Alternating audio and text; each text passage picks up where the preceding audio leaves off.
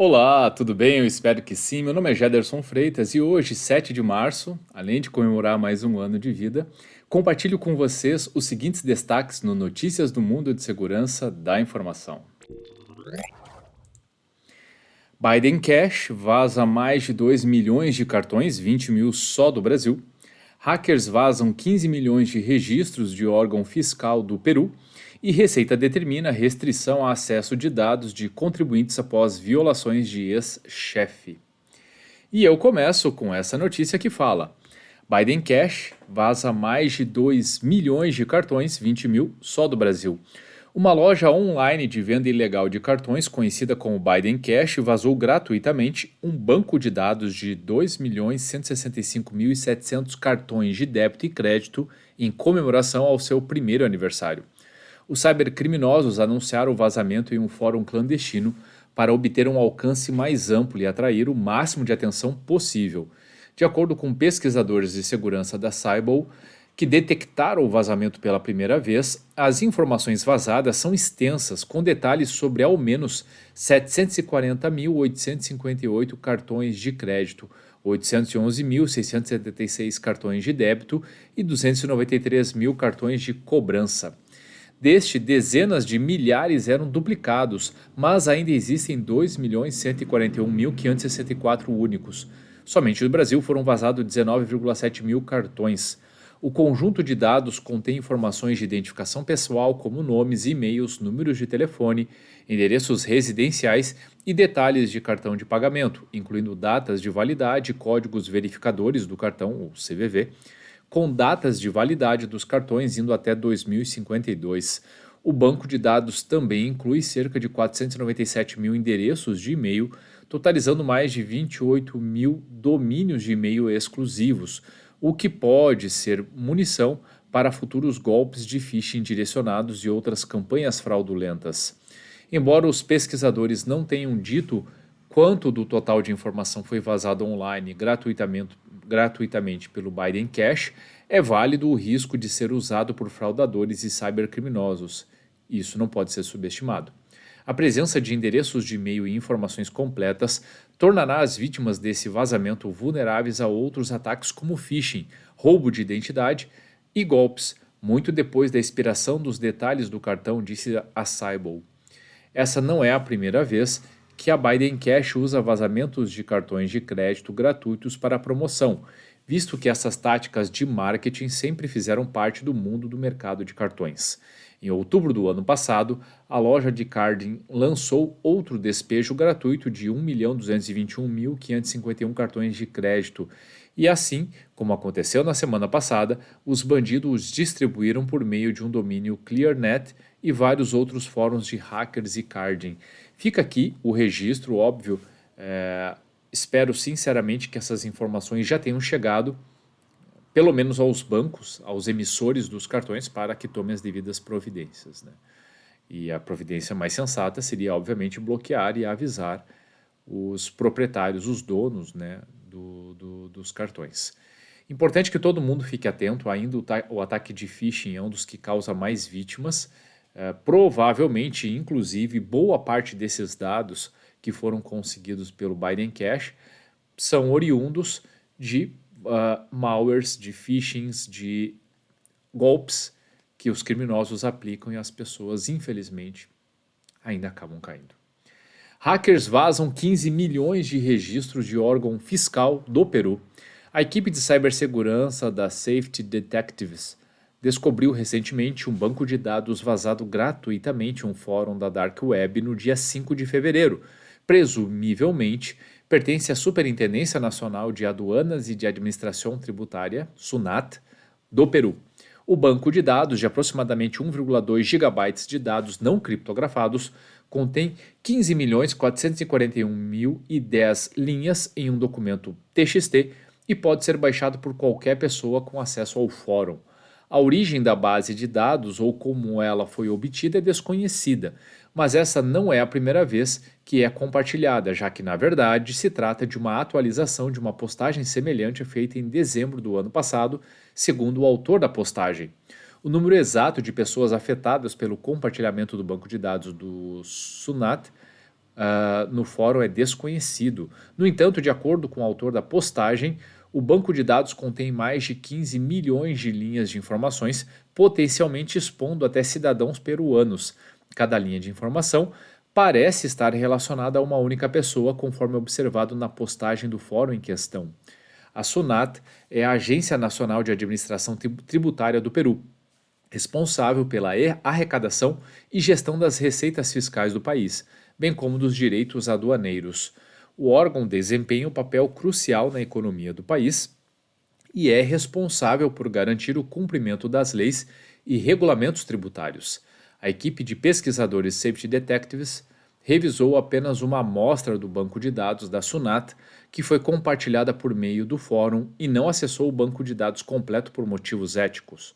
Os dados listados acima, incluindo RUC, nome, razão social, situação do contribuinte e condição de domicílio fiscal, foram as únicas informações observadas na amostra. Pode haver outras informações do banco de dados completo, pois alguns campos aparecem em branco na amostra compartilhada na postagem do fórum. A empresa enfatizou que o processo de verificação também pode expor informações confidenciais, como o número de registro de identidade nacional de um indivíduo, que pode ser usado para fins fraudulentos. A equipe da Safety Detectives entrou em contato com as autoridades peruanas em 13 de fevereiro e as alertou sobre o compartilhamento de dados online. A SUNAT, no entanto, não retornou com nenhuma resposta. Segundo a empresa, a exposição do banco de dados tem potencial de causar danos significativos aos cidadãos peruanos. Os dados contidos na base de dados consistem em informações altamente sensíveis, incluindo o número de identificação fiscal, nomes, razões comerciais, situação fiscal e condição de domicílio fiscal. Esses dados podem ser usados em outros sites governamentais ou privados como um identificador exclusivo, a fim de obter e extrair informações mais detalhadas de um usuário exposto. As informações expostas podem alimentar outras atividades fraudulentas, permitindo que atores mal intencionados possivelmente roubem identidades, façam empréstimos e se envolvam em outras formas de fraude financeira. Além disso, a exposição dessas informações também pode resultar em perda de privacidade e perda de confiança na capacidade do governo de proteger os dados pessoais dos cidadãos. Percebam que há pouco falávamos de um incidente que aconteceu aqui no Brasil, agora falamos de um incidente no Peru.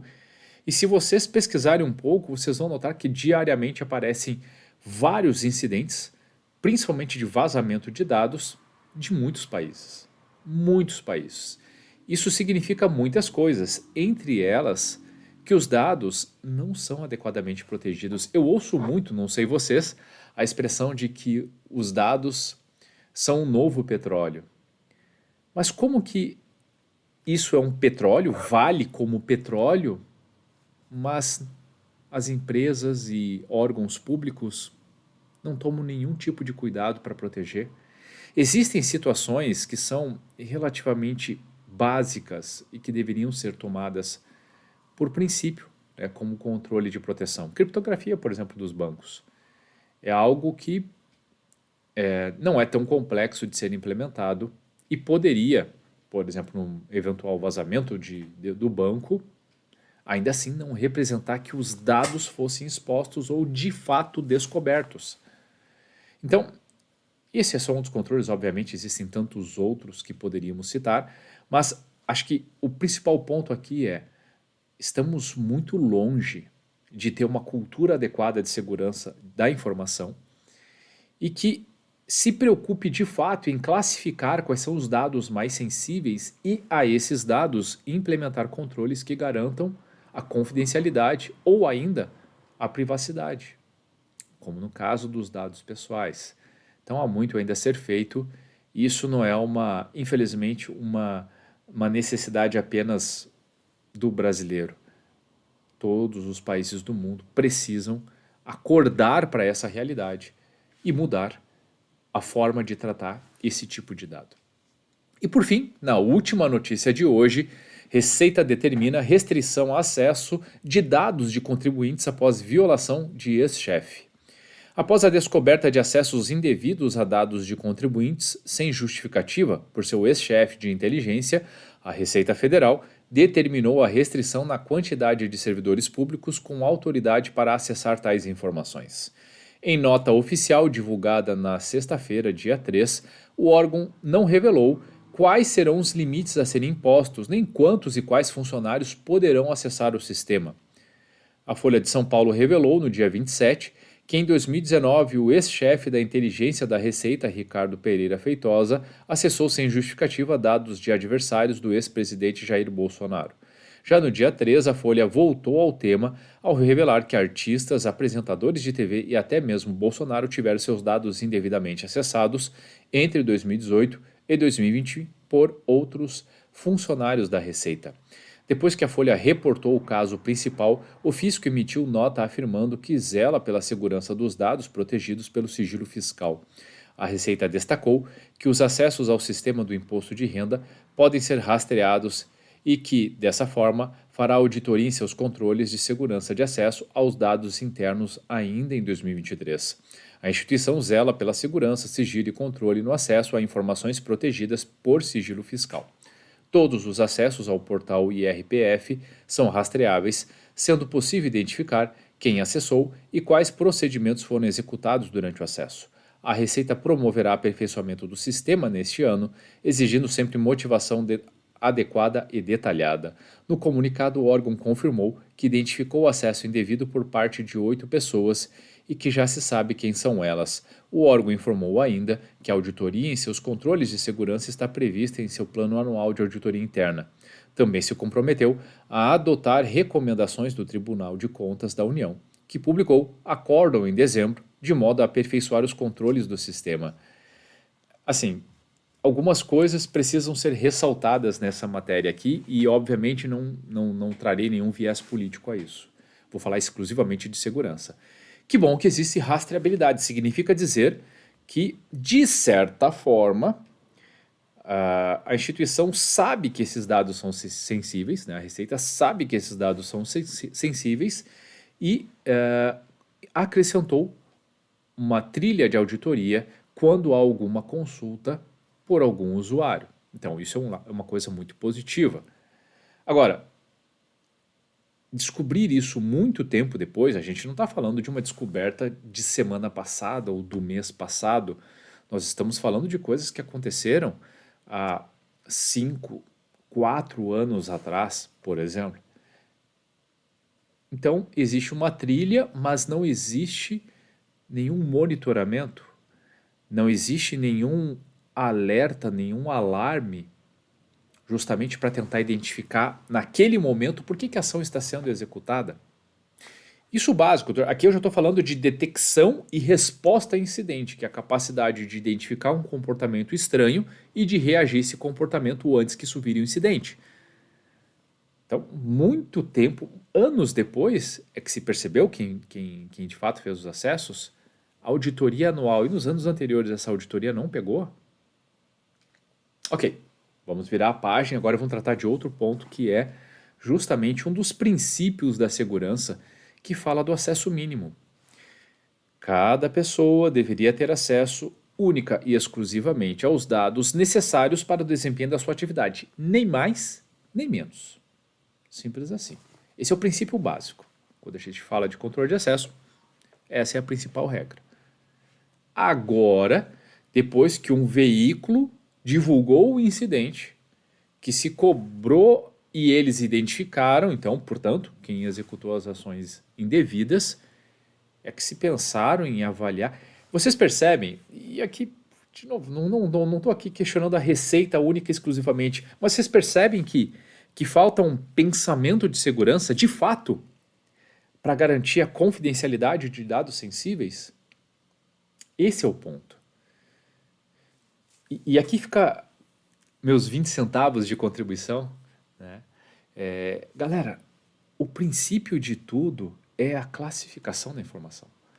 Você precisa definir, dentro do seu campo de atuação, seja ele qual for, quais são os dados consideráveis sensíveis para o fim, né, da sua empresa, né, do negócio, da sua instituição, do seu órgão público.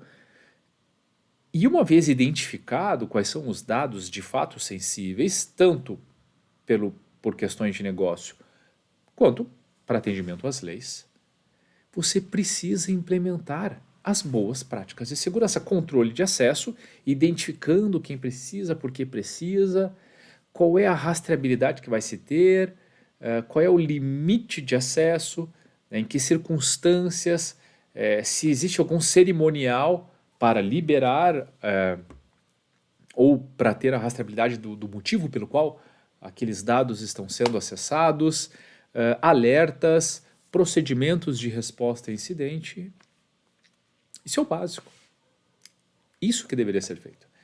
Então, a minha sugestão é que todos trabalhem, né, a partir desse princípio, aí falando obviamente aqui só do aspecto de confidencialidade, e aí extrapolando, né, para suas subdivisões, poderíamos falar de privacidade também, né, mas esse é o começo do trabalho. Se identifica, se classifica, se mapeia onde esses dados estão, se trabalha em cima do controle de acesso, se implementa controles de forma a dificultar o acesso, né? Então, criptografia de banco, uma série de outros mecanismos, anonimização, enfim, pseudo-anonimização, enfim, seja o controle que for, justamente para tentar garantir a confidencialidade dos dados. E aí, obviamente, tem todos outros aspectos de disponibilidade e integridade que eu não vou entrar porque não é o viés da matéria. Perfeito? Bom, pessoal, espero sinceramente que vocês tenham gostado, né? Hoje é um dia especial para mim, o dia do meu aniversário, então fico muito feliz de estar aqui celebrando com vocês mais um ano. Espero sinceramente que vocês tenham gostado do conteúdo e se você gostou, se fez sentido para você, então curta, salve, compartilhe esse conteúdo com outras pessoas, porque fazendo isso podemos fazer a diferença trazendo mais cultura de segurança da informação. E se você ficou com alguma dúvida, tem alguma crítica ou sugestão, fique muito à vontade para deixar comentários ou mandar mensagem diretamente para mim. Combinado? Ótimo dia a todos e até a próxima!